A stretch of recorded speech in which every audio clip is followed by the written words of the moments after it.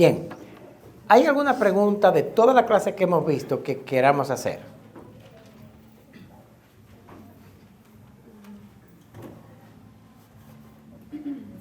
Luis. Si el niño expresa, en el caso de ser macho y hembra, expresa que quiere ser, no sé si es hembra, ¿Quiere ser? doctor. Un doctor. Siendo hembra y como vemos eso, ¿verdad? ¿Qué consejo uno le da para uno de los padres? Si la niña Si la niña expresa eso. que quiere ser doctor, médico. Sí, médico.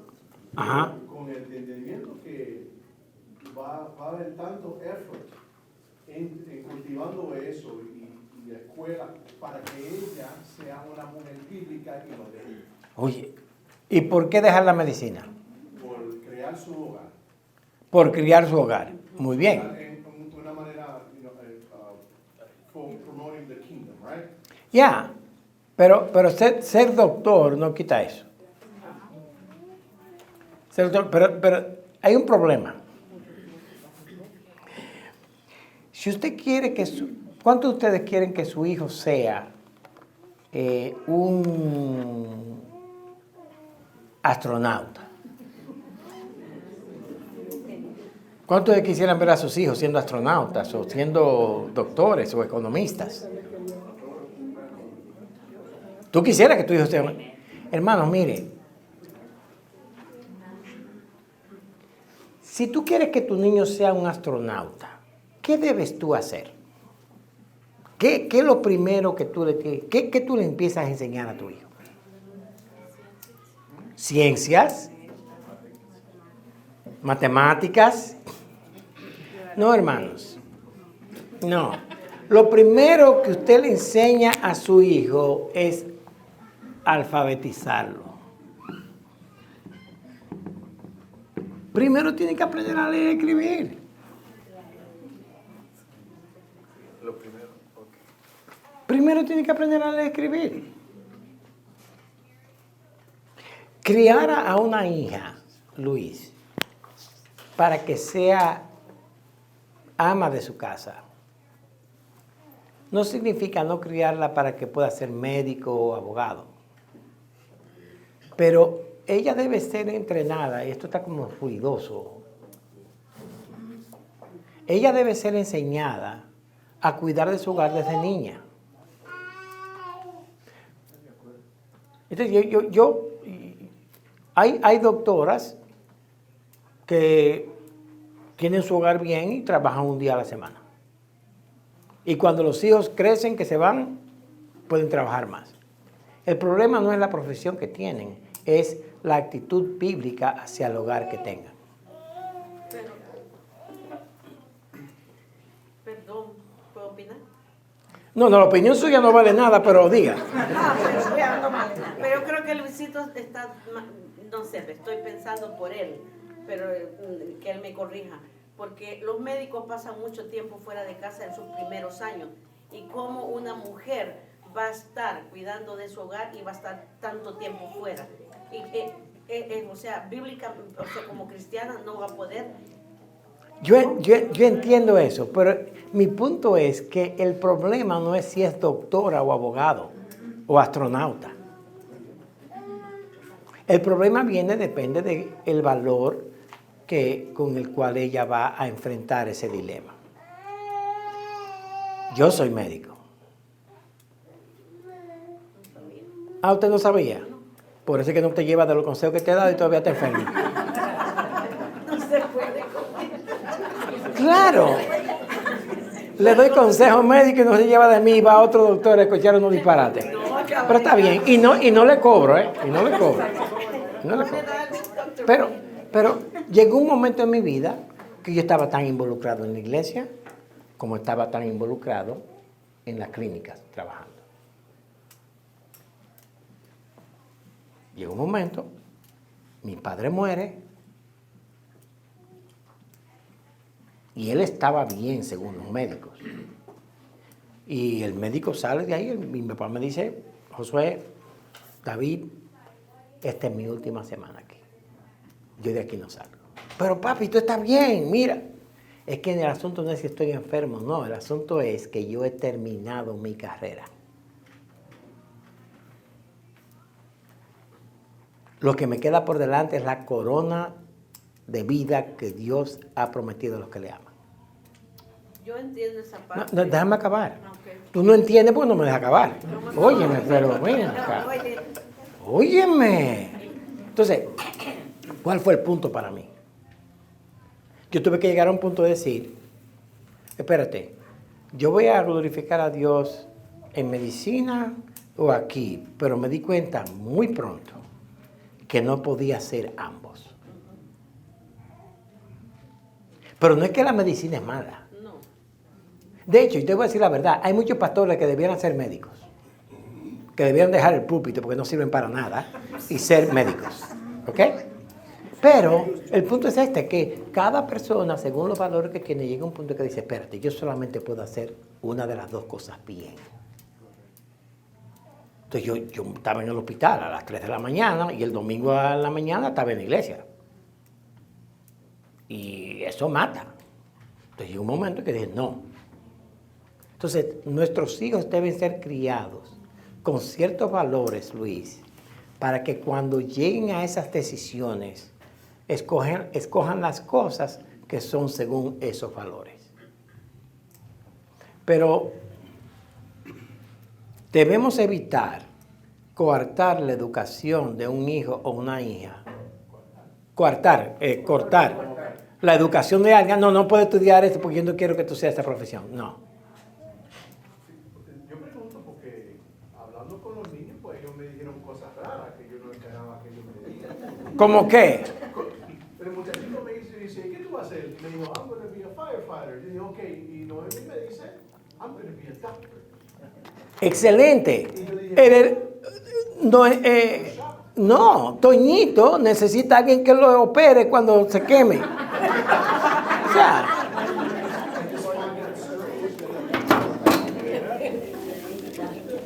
una cosa más. Una pregunta, pastor. Espérate un momento. Dije una cosa más. Óyeme, pero está fuerte la clase hoy. Una cosa más. Entendí. Gracias, Erika. Por ejemplo, a mí me dicen, Josué, pero ya tú no eres médico. ¿Tú crees que Dios te hizo perder el tiempo, pasando todo ese tiempo? No.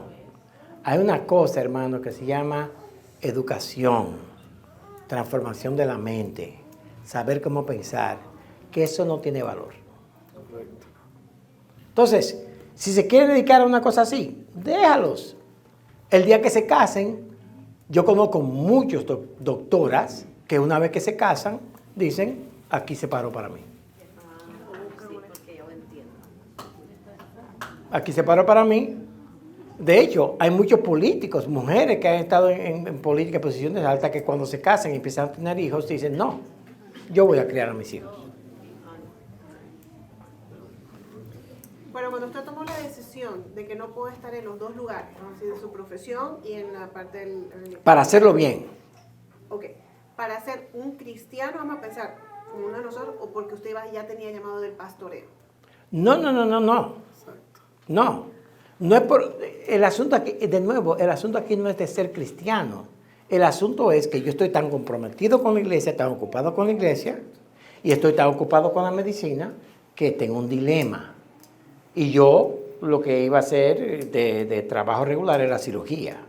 Cuando tú eres un cirujano, tú estás llamado 24/7.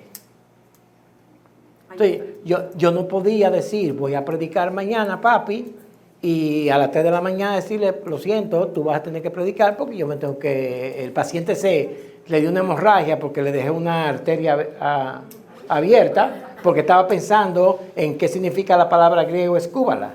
Entonces... Porque yo tenía la pediatra de mi sobrina en Bolivia, y ella era pediatra, puso su consultorio en su casa, que estaba atendía de tal hora, organizaba su horario de tal manera que podía atender perfectamente a su familia cómo atender. Lo mismo es que elegí yo odontología, porque era flexible, va a ser mis horarios, no, yo no me baso en el horario del paciente. Exacto. Entonces, ahí está el punto. Ahora, yo creo que llega un momento, y yo conozco a... Bueno, la iba a mencionar, pero no la voy a mencionar porque puedo ser asesinado después del culto. Pero yo conozco personas con grandes salarios que mucho antes de la pandemia le dijeron, pero tú puedes trabajar de la casa, tú puedes hacer lo que quieras, dime cuánto quieres. Y esta persona dice, no, ya yo tengo una familia, ya, se acabó. Llega un momento en que, mira, criar una familia para que te evite trabajar son 10 a 12 años. Después que los muchachos crecen, que están 12, 13 años, y tú lo haces homeschool, y ya a los 13 años ellos viven solos, ya ellos se defienden, tú puedes hacer lo que tú quieras. Pero la educación no debe ser cortada. Si quieres. Bien. Bien. Jimmy. Yo creo que esta generación ha perdido el valor de lo que significa la familia. Por eso creo que hay tantas dudas en que si una carrera o de familia o esto y esto. Entonces se ven el dilema en que van a hacer. Pero porque le han dejado el valor de la familia, ha perdido su totalidad. Mucha gente dice, no, prefiero ser un médico o cualquier profesión. Porque si soy una madre me van a decir, eso no sirve para nada. Entonces, Pero le voy a decir algo a las mujeres. Ser madre es la profesión más alta de la historia. Ser madre es la profesión que más recompensa da. Y después que los hijos salgan, vete, consigue un trabajo del gobierno y ya no tienes que hacer nada para el resto de tu vida. Así. Bien. No hay ninguna pregunta de muerte. No hay. Pues, para que me dejen empezar. Bien. Recuérdense que la base de la enseñanza tuya en el hogar, de la crianza de los hijos, es la palabra de Dios. Dijimos eso al principio. Y yo quiero hacer ahora, desde aquí hasta el mediodía, un resumen completo de la Biblia. Porque es necesario que ustedes entiendan lo que es la Biblia.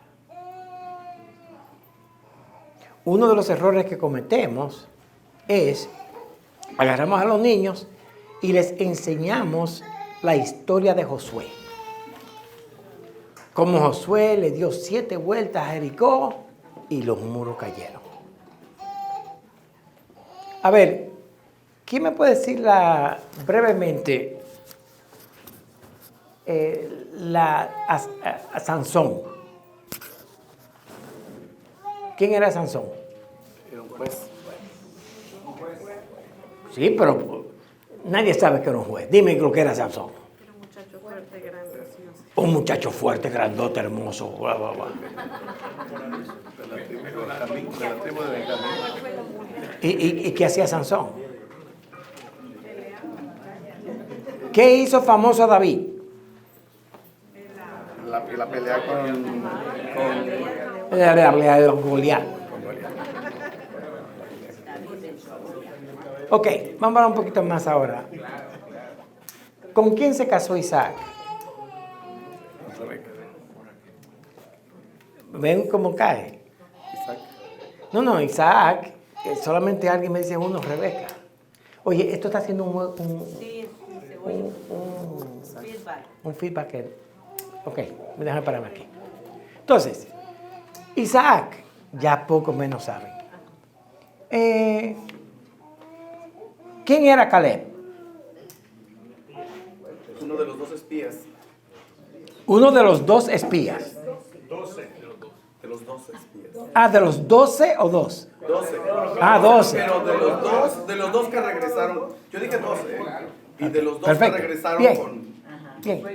Pero si se acuerdan, hermanos, mi punto es este, que nosotros nos acordamos de esas historias. Y a los niños les contamos esas historias.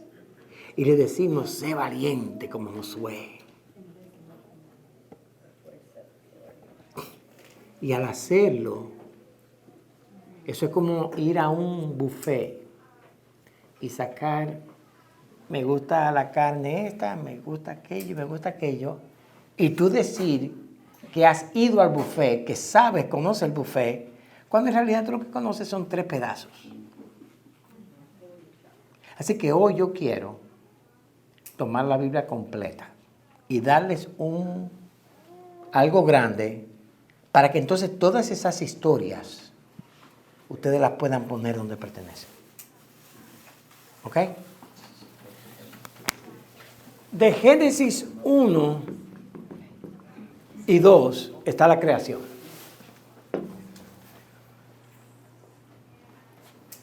Génesis 1 a 2, la creación. La creación en general, capítulo 1, la creación específicamente del hombre y la mujer, capítulo 2. En Génesis 3 está ¿qué? La caída. ¿Qué pasó ahí? ¿Qué es lo central? ¿Qué es lo que hace que esto sea horrible? No. No. ¿Ah? No. Querer ser igual a Dios. La presencia de Dios. Creerse Dios. La caída es creerse ser Dios. Y ese es el engaño central. Una vez que usted entiende ese engaño, entiende las Escrituras. En el capítulo 2, en la creación, tenemos la creación de ¿quién? En el capítulo 2. No, el hombre fue creado. El día y la noche. El capítulo 2. Eva es creada. Eva es creada de Adán. Eso es la iglesia. Ese es el cuadro principal de la iglesia. Dios había hecho desde antes de la fundación del mundo que su Hijo Cristo iba a tener una iglesia. Y Él crea a Eva de Adán. La caída, creerse Dios, es el engaño de Satanás para evitar que el capítulo 2 se cumpla.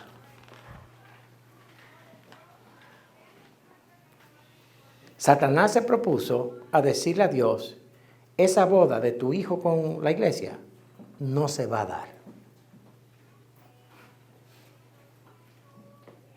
Porque para que haya una boda entre Cristo y su iglesia, la iglesia tiene que verse como simplemente lo que son hombres y mujeres creados por Dios. Solamente hay una manera que yo tengo para destruir eso, y es hacerle creer al hombre que ellos son dioses. Y esa es la historia de la Biblia. El resto del Antiguo Testamento, hay una creación, una caída. ¿Y qué viene ahora? Ustedes están pensando en una C, ¿verdad que sí? No. Hay una necesidad. Una necesidad que la Biblia revela desde el capítulo 3 hasta la venida de Cristo. Hay una necesidad. ¿Cuál es esa necesidad? A mí me encanta, hermanos. A mí me encanta cuando digo una pregunta y parece como que uno aprieta un botón y la gente abre la boca y empieza a hablar. Bla, bla, bla, bla, bla, bla, bla, bla, bla. Piensen. Piensen. No. Hay una necesidad.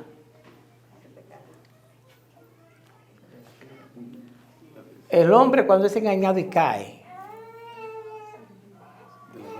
queda con una necesidad de la cual hablamos hoy en el sermón. ¿Eh? ¿Un redentor? No. ¿Ah? No, ellos creen en algo. De hecho, ellos creen que son Dios. Adorar. Son adoradores. No adivinen. ¿Y que no tenemos otra cosa que hacer?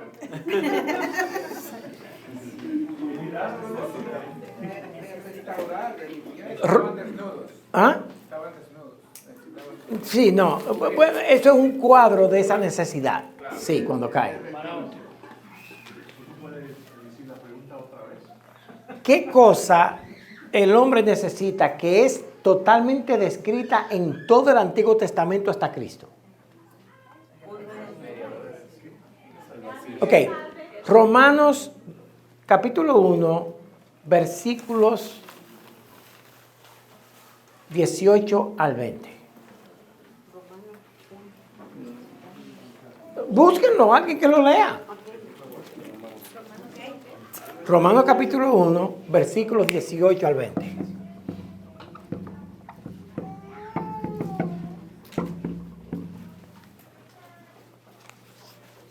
Porque la ira de Dios se revela desde el cielo contra toda impiedad e injusticia de los hombres, que detienen con injusticia la verdad. Porque lo que de Dios se conoce le es manifiesto, pues Dios se lo manifestó. Porque las cosas invisibles de Él, su eterno poder y deidad, se hacen claramente visibles desde la creación del mundo, siendo entendidas por medio de las cosas hechas, de modo que no tienen excusa. ¿Qué cosa tiene el hombre en ese texto? Que al tener esa cosa en el texto, indica que le falta lo contrario. La ira de Dios. No, la ira de Dios está sobre él. Pero ese es el problema del hombre. El problema es que Dios está airado contra el hombre. Pero no. Conocer a Dios. No. La solución a ese problema está en el versículo 16 y 17. Está ahí. El hombre tiene que, ¿cómo actúa el hombre? ¿Cuál es la marca de lo que el hombre hace para irse en contra de Dios? Injusticia. La injusticia. Ellos con injusticia. Con injusticia. El hombre está lleno de injusticia. ¿Qué necesita el hombre? ¿De quién? De Dios. Romanos 1:16. Porque no me avergüenzo del Evangelio, porque es poder de Dios para salvación a todo aquel que cree, al judío primeramente y también al griego. No me avergüenzo del Evangelio. ¿Por qué yo no me avergüenzo del Evangelio? Dice Pablo, versículo 17. No, porque en el Evangelio la justicia de Dios es revelada por fe y para fe. Hay una necesidad, hermanos, y la necesidad del hombre es la justicia de Cristo.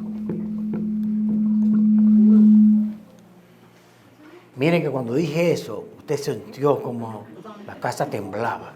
Debe, que no es tan difícil la pregunta.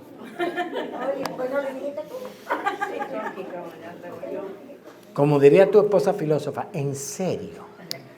Entonces, todo el resto del Antiguo Testamento es demostrando esta necesidad. Moisés viene, da la ley, los 10 mandamientos del Sinaí. ¿Qué hacen esos 10 mandamientos? ¿Cuál es la función de los 10 mandamientos? Mostrarles el pecado. Exponer la falta de justicia. No es mostrarle el pecado en el sentido, tú eres un pecador y tienes que cambiar. No. Es que tú en tu estado no tienes la justicia para poder venir a Dios y tener comunión con Dios.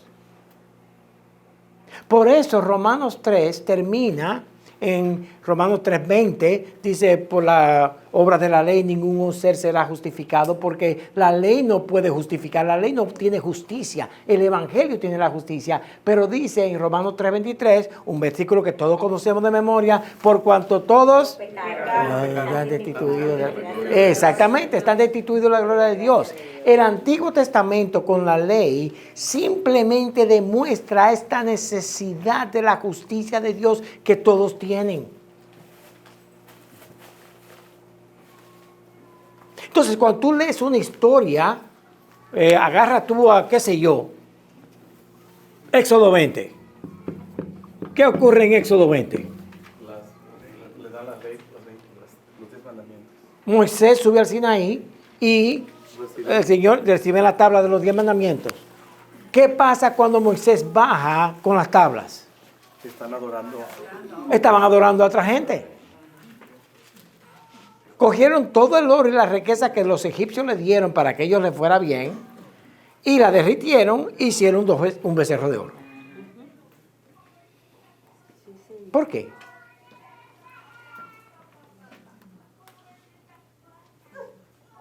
¿Por qué? Porque ellos estaban buscando siempre alguien que les iba a cubrir sus necesidades. No. ¿Por qué? Le era difícil creer en algo que no veía. No. No les habían dado las tablas, no habían sido expuestos a... Porque aprendieron la idolatría de los egipcios. Porque buscaban... Pero, una pregunta. Tú dices, aprendieron la idolatría de los egipcios. Pero ellos eran descendientes de Jacob y de Isaac. Pero no tenían la ley antes. Y no importa. Josué dice que antes nuestros padres adoraban eran idólatras. Nuestro corazón es una máquina de ser ídolos. Exactamente, pero ¿cuál es? ¿Qué? ¿Por qué buscaban su propia justicia y no la justicia que era de acuerdo? Muy bien, pero ¿cuál era el fundamento? Y de nuevo, hermanos, estos son es un resumen de la Biblia completo. Pero no, está ahí. ¿Por qué no tenían la justicia de Dios? ¿Por qué no buscaban la justicia de Dios? ¿Por qué eran injustos? Pues, sí, eso es como el doctor cuando le preguntan ¿dónde se produce esto? Y él no sabe, dice el hígado. Y eso lo resuelve todo. ¿Por qué el hombre está lleno de injusticia? ¿Por qué se revela esto en la ley? Es porque se cree Dios. Esa es la base. Ahí está, pum. No es que después de oír todas las preguntas, él tenía 20 respuestas, o yo 19, le faltaba esa. Pero ese es el punto, creerse Dios. ¿Por qué él tenía la necesidad de crear un Dios para adorar? ¿Cómo? O sea, si ellos se querían creer... Isaías, de nuevo, muy buena pregunta. Isaías, y estamos hablando aquí, hermanos, desde el capítulo 3 de Génesis hasta cualquiera, el primero de los evangelios que usted quiera. Mateo, vamos a agarrar a Mateo, que es el primero, Mateo 1. Todo el Antiguo Testamento es eso. ¿Por qué? Y eso, la pregunta de Erika es, ¿por qué entonces ellos hacían ídolos? Como dice Isaías y como dice Jeremías y como dice Ezequiel. Ellos toman un pedazo de madera, lo tallan, cortan una madera, esto es para hacer un dios, lo hacen, esto es para quemar y para el calor, y este otro pedazo de madera, de la misma madera, es para cocinar mi pan. Una pregunta, si yo hago un ídolo, ¿quién es Dios? Yo. Esa es mi religión, que yo hice, ese es mi Dios. Entonces la Biblia entera es eso. Jeremías capítulo 2, versículo 13, Chris. ¿Tienes Biblia tú? Sí. Ok, Jeremías capítulo 2, versículo 13.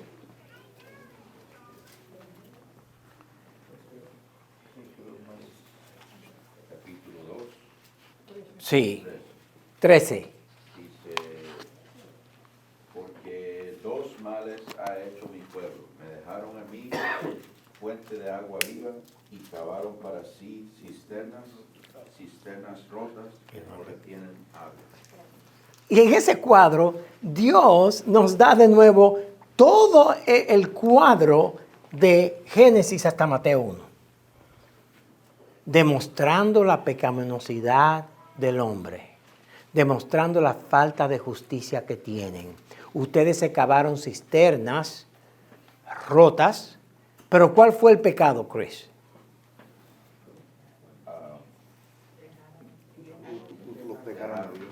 Dejaron a Dios y se hicieron fuente de agua viva y se hicieron cisternas rotas. Y el pecado es ese siempre. Yo dejo a Dios porque yo soy Dios y yo voy a hacer mi propio suplido. El Antiguo Testamento, cada vez que tú leas una historia del Antiguo Testamento, tus hijos tienen que entender que esto es lo que está pasando. Agarra cualquier historia. Cualquier historia del Antiguo Testamento. Cualquiera de los profetas. Usted lee Ezequiel. Una de las visiones de Ezequiel. ¿Cuál es? Oh, el Señor me levantó y yo vi cómo los sacerdotes, primero me llevó al templo. Y allí yo vi a los sacerdotes haciendo sus sacrificios. Y luego más tarde me llevó a sus casas. Y allí yo vi cómo esos mismos sacerdotes en sus propias habitaciones tenían una carrera de ídolos. Y a esos ídolos ellos adoraban. El sacerdote que iba a hacer los sacrificios de Dios se metía en su casa a hacer los sacrificios a Acera o a Baal. Esa es la historia del Antiguo Testamento. Entonces hay una necesidad. Pero en el Antiguo Testamento también hay ¿qué cosa? Sombras. Sí, pero dime algo más. No. Una revelación. ¿Ah? Hay una revelación progresiva. Sí, pero yo estoy buscando una palabra. Provisión. Empieza con P, pero no es provisión. Pacto. Un pacto. ¿Y la otra? Promesa. Promesa y pacto, exactamente. En el Antiguo Testamento también, desde Génesis hasta Mateo 1, usted va a ver un pacto de promesa.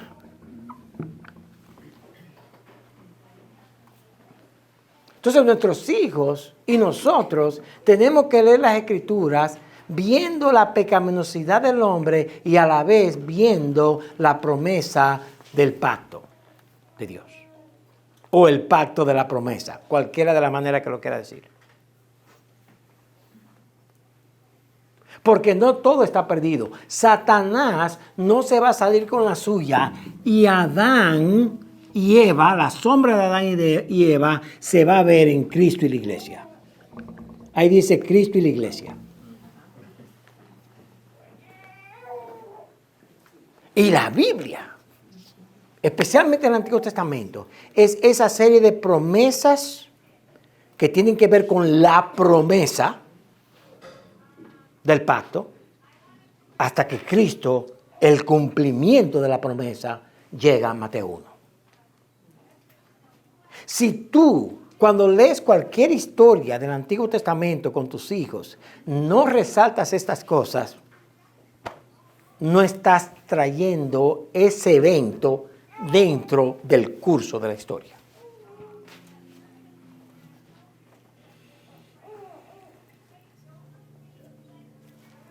Entonces, vamos a agarrar a Levítico. ¿Quiénes se acuerdan que hay un libro que se llama Levítico? Ah, está bien, está bueno. Y ¿alguien se acuerda cuál es el contenido del libro de Levítico? Las leyes, las leyes ceremoniales, de los sacerdotes, de los levitas. Ajá. Sacrificios. podríamos resumir a Levíticos en sacrificios. ¿Por qué?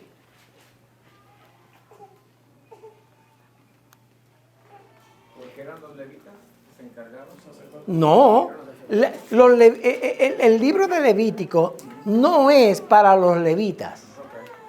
Hay una serie de purificaciones para los sacerdotes, pero la mayoría de las reglas y ritos dentro del libro de Levítico es para el pueblo. Es porque a través de esos sacrificios el pueblo expiaba sus pecados y se limpiaba, entre comillas. O sea, acudía a los levitas para que hagan. Levítico nos indica cómo, dónde y cuándo adorar a Dios. Pero también nos indica quién puede entrar a adorar a Dios. Y todos ellos no podían entrar. Entonces, sacrificios. Y esos sacrificios, José, si seguían la escritura, esos sacrificios eran la manera en que entonces la persona, después de entender su pecaminosidad, hacía su sacrificio. Entonces ellos, basados en ese sacrificio, no que ellos pagaban con la vida de ellos, sino con la vida de otro, un animal, ellos entonces podían ir al templo a adorar. O sea, imagínense el cuadro, para usted entrar al cielo tiene que tener la justicia de Cristo encima, porque si no tiene la justicia de Cristo encima, si no tiene el sacrificio de Cristo encima, no va a poder entrar a adorar a Dios. Entonces, si cualquier libro de la Escritura, agarre los Salmos. El Salmo 19. 119 que estamos leyendo. Te presento un problema. Mi alma está abatida, pero tu palabra me sostiene.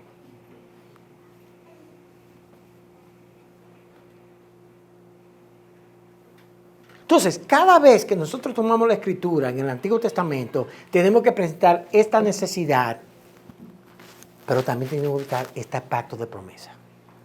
Esta promesa del pacto. Esta promesa.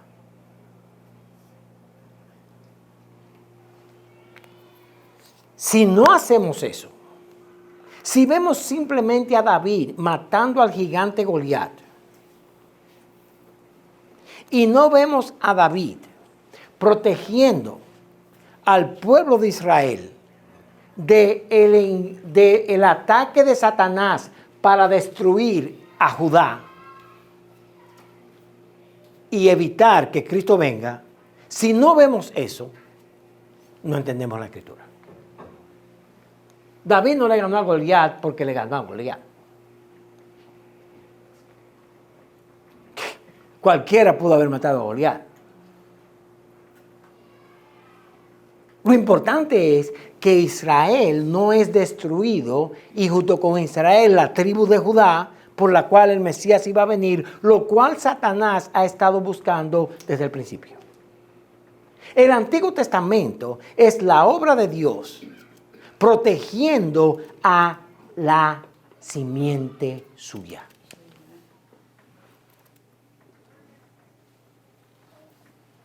De hecho, si se acuerdan, cuando vimos a Jeroboam y a Roboam y vimos a los primeros reyes, Dios le dice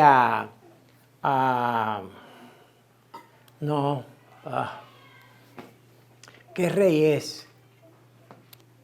Después de Jeroboam, le dice, mira, ¿sabes qué? Voy a destruir a todas las tribus, solamente me voy a preservar a Judá, por David.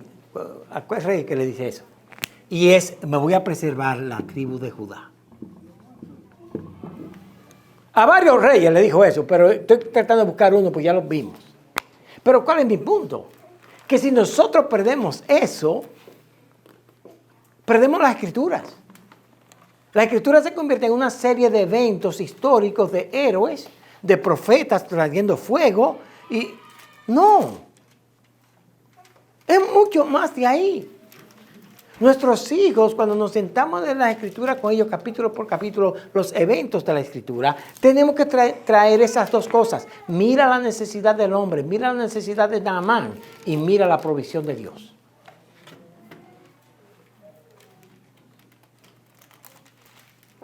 Dios salva a Naamán por gracia, según la promesa.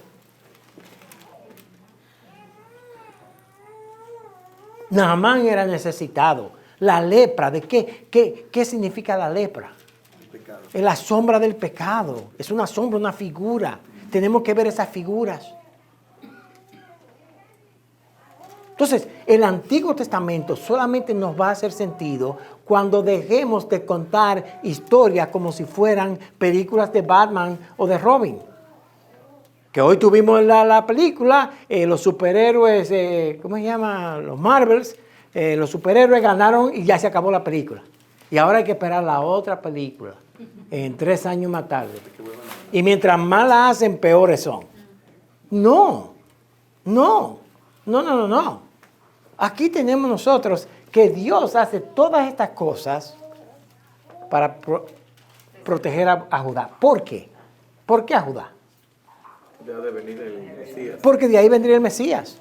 Por eso las demás tribus son destruidas por Asiria en el año 722 y solamente queda Judá. De hecho, por eso es que hoy le llamamos a los que viven en Israel, ¿cómo le llamamos? Judíos. En los tiempos de Jesús, ¿cómo le llamaba Jesús? Judíos. ¿Por qué? Porque era la tribu. ¿Y por qué quedó solamente esa tribu? Por el pacto de la promesa.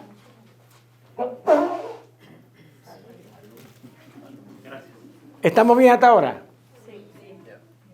Recuerden, cada vez que lean cualquier cosa en el Antiguo Testamento, tienen que ligarla a estas dos cosas.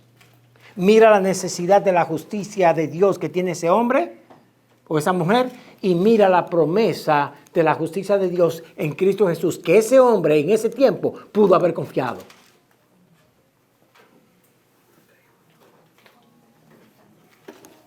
Ahora, ¿qué pasa en el Nuevo Testamento? Algo importante que usted nos dijo hace muchos años, bueno, por lo menos más de 3. Oye, si tú te acuerdas de algo que yo dije hace 3 años, yo te felicito. Que es un solo pacto. Ok, te voy a sacar como héroe, está bien. Que es un solo pacto. Solo pacto. No hay dos pactos. Hecho desde antes de la creación. Y entonces dentro hay varias promesas con un solo pacto. Ya. ¿Cómo comienza Mateo 1? Los evangelios. Los evangelios nos hablan del precio. Hay un precio. Así mismo como en el Antiguo Testamento, la promesa de la justicia de Dios, la promesa de ese pacto era vista en los sacrificios de los animales. En los evangelios se nos presenta el precio real, el sacrificio real. Ahora el cumplidor de todas las promesas, Cristo, llega. ¿Cómo comienza Mateo 1? No. La Biblia no dice Mateo 1:1 con la genealogía. No dice eso. Genio. ¿Qué dice Mateo 1:1? No. Libro de la genealogía de Jesucristo, hijo de David, hijo de Abraham. Por favor, léalo otra vez. Libro de la genealogía de Jesucristo, hijo de David, hijo de Abraham. Exacto. Hijo de David, hijo de Abraham. ¿Por qué menciona eso? Porque el Antiguo Testamento es acerca del anuncio, la proclamación de esa justicia, de esa promesa, que es la simiente de Abraham, que Gálatas 3:15 dice, este es Cristo. Y ese Cristo es hijo de David y hijo de Abraham. Eso indica, él es la simiente, el hijo de la promesa, un hilo completo, el hilo de la promesa de Abraham, pero también él es el rey. Vendrá un rey. Recuerden que en Primera y Segunda de Reyes hemos dicho varias veces que todos esos reyes hay que medirlos con la estatura de Cristo, el rey. porque hay un rey. Nuestros hijos tienen que ver esto. Entonces, este rey viene a la tierra. Se hace uno de nosotros. Él nace, crece, muere, es sepultado, es resucitado y asciende. Asciende al cielo y entonces en el cielo Él se sienta en el trono.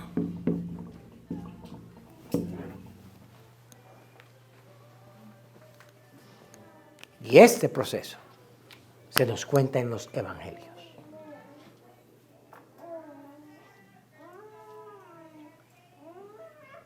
Va a haber un concierto de Teresa pronto. Este rey, este sacrificio, este pacto, esta promesa, nace, se hace hombre,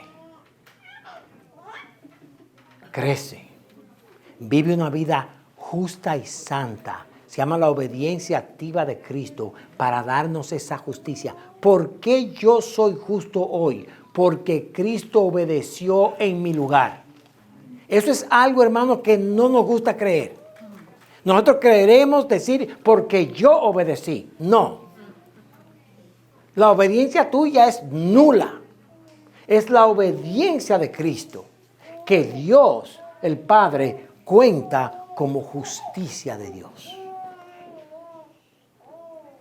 El Evangelio es explicando eso. Cuando tú veas a Jesús sanando a un ciego, no te quedes mirando al ciego. Mira cuando Él dice, yo soy la luz del mundo. Cuando tú dices que curó a un sordo, no te pares en que curar al sordo. El que oye mis palabras y las hace. Cuando tú veas que el paralítico camina, no te quedes con el paralítico caminando. Aquel que me sigue tiene vida eterna. De nuevo, todas estas cosas tienen que estar puestas juntas con esta promesa.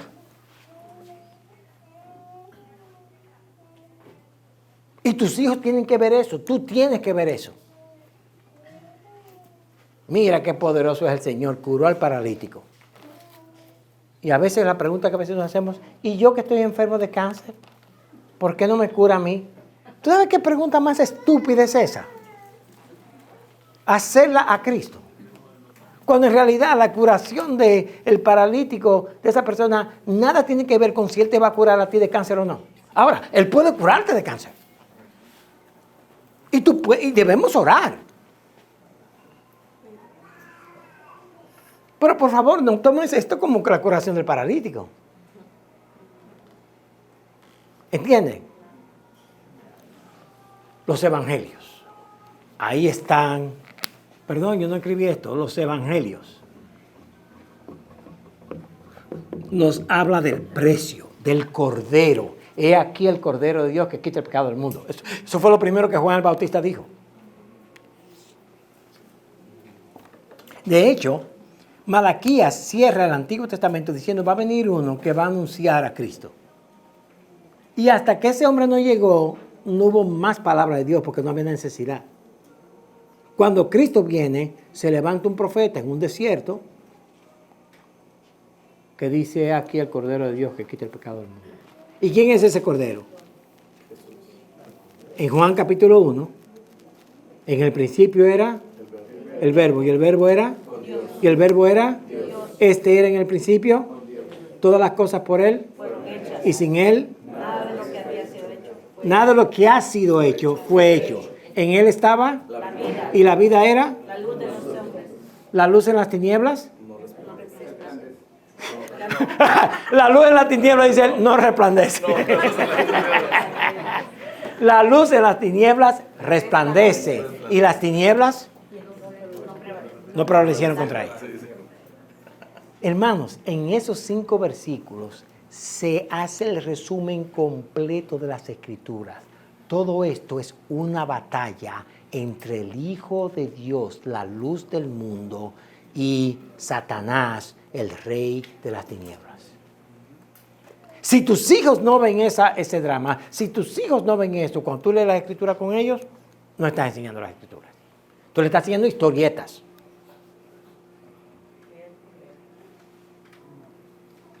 Yo sé que tú vas a decir algo, pero no lo digas. La semana que viene te dejo hablar. Porque quiero acabar esto antes de las 12. Las epístolas desde Romanos, Hechos, es parte de los evangelios. Porque es la historia de la expansión de la obra de Cristo al mundo gentil. Eso es lo que Hechos es. Y termina con Pablo sentado en Roma, como Jesús le dijo a él, Jesús le dijo a él por medio del profeta, que tú ibas a predicar en Roma. Y ahí termina.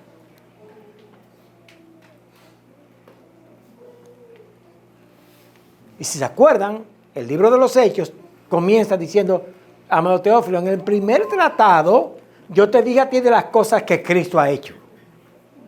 En este segundo tratado, Lucas, el doctor Lucas, le dice, amado Teófilo, le escribe a un señor que se llama Teófilo, amado Teófilo, ahora te quiero seguir hablando de las cosas que Cristo siguió haciendo por medio de su pueblo, por medio de su iglesia. Y ya en Hechos, todo toma un giro. Jerusalén es abandonado como el cuartel de Dios. Ya Jerusalén no es. ¿Y ahora quién es? La iglesia. La iglesia. La iglesia es la casa de Dios. Su novia. Su novia. Para eso es que estamos. En Romanos, hasta Judas, estos apóstoles ahora toman todas estas historias, todas estas cosas en el Antiguo Testamento, y nos dan una explicación.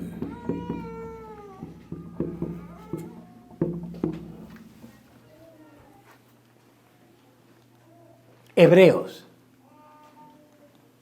¿Quién era Melquisedec, capítulo 7? Melquisedec, que no tenía ni generación ni genealogía. ¿Quién era? Cristo. ¿A quién se le presentó? A Abraham. ¿Qué le dio de comer a Abraham? Pan y vino. Oye, un banquete de pan y vino que Cristo da. A Abraham le dijeron, mira, aquí está la cena del Señor antes de que sea establecida. Capítulo 14 de Génesis. Y ahí vemos la promesa y las sombras. Ahora, vean acá, Josué. ¿Por qué fue que Dios aborreció a Esaú y amó a Jacob? ¿Por qué Dios escoge? Capítulo 9 de Romanos. Porque Dios es Dios. Y Él es un alfarero que agarra el barro y si quiere hacer una vasinilla para hacer pipí con ese barro y de esa misma masa agarra uno para hacer una taza para beber café, eso es problema de Dios. Su soberanía. Entonces, los apóstoles de Romanos a Judas nos explican todos estos eventos doctrinalmente hablando. Por ejemplo, Abraham llega y se levantó y se fue de Ur de los Caldeos y se fue a Canaán. ¿Verdad que sí? Él se levantó un día y dijo, me voy para Canaán. ¿Qué pasó? Dios le habló. Dios le habló. ¿Por qué no le habló a Pedro? ¿Por qué no le habló a Nacor? ¿Por qué no le habló a Arán? ¿Por qué no le habló a Lot? Porque él quiso, porque él escoge. Él escoge a quién va a salvar, a quién va. Entonces, Romanos viene, Efesios viene, según nos escogió en él antes de la fundación del mundo. Ahora tú entiendes cómo pasó con Abraham, cómo pasó con Judá, cómo pasó con... ¿Por qué fue Judá la tribu de la cual vino el Mesías y no Aser? Porque él eligió. Y ahí está explicado. Entonces, la explicación de toda esta cosa, cuando usted lea Romanos, de Romanos a Judas, vea la explicación. Ahora yo entiendo cómo Dios preservó a David y mató a Saúl.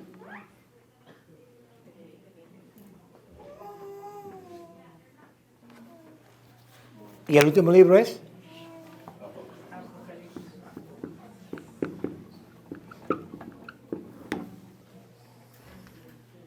¿qué significa Apocalipsis? El final. No. Apocalipsis es la revelación de Cristo. Entonces, una pregunta, Juan. La última pregunta. ¿Cómo se ha revelado Cristo desde Génesis hasta el final? ¿Y cómo se va a revelar al final? Eso es Apocalipsis. La revelación de Cristo. En el capítulo 12 nos habla de esta mujer que va a dar a luz un hijo y el dragón viene a comerse al hijo. Primero quiere matar a la mujer, pero no puede matar a la mujer porque la mujer Dios se la lleva a un desierto y la guarda. El hijo nace y el dragón, cuando la mujer está para dar a luz, el dragón se para. La figura es que ella está para dar a luz con las piernas abiertas y el dragón está ahí para comerse a la criatura cuando salga. Sin embargo, dice, Dios se lo quitó.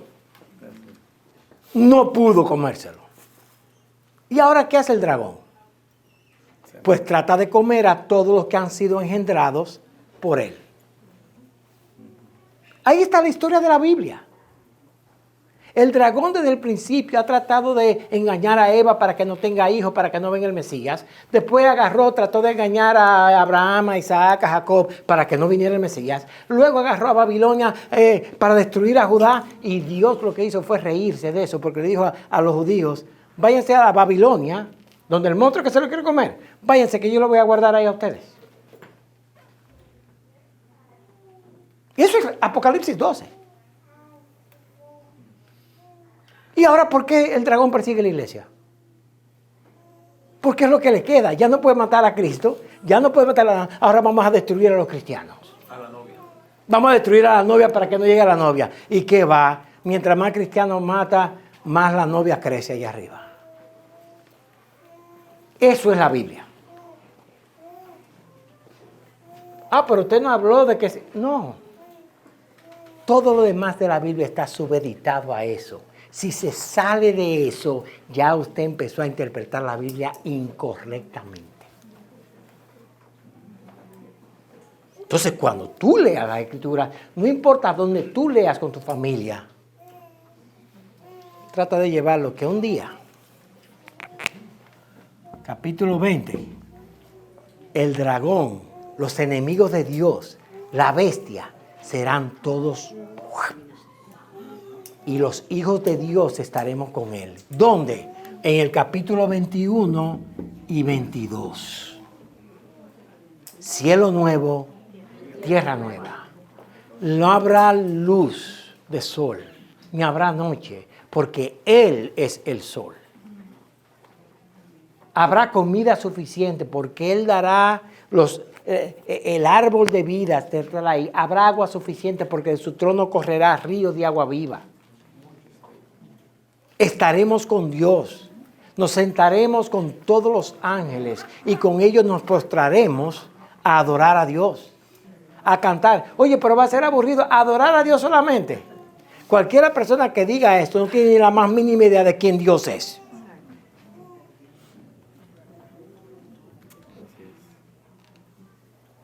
Y eso es la Biblia. Si no vemos eso, nos vamos a perder. Diciendo que el libro, la palabra número 4 del capítulo 2, del versículo 2 del capítulo 50 de Romanos, no hay 50 capítulos, dice, esa palabra es eso y hay que discutirla. No, esa palabra solamente tiene sentido si está debajo de esa historia. Y nosotros como padres debemos ver esto.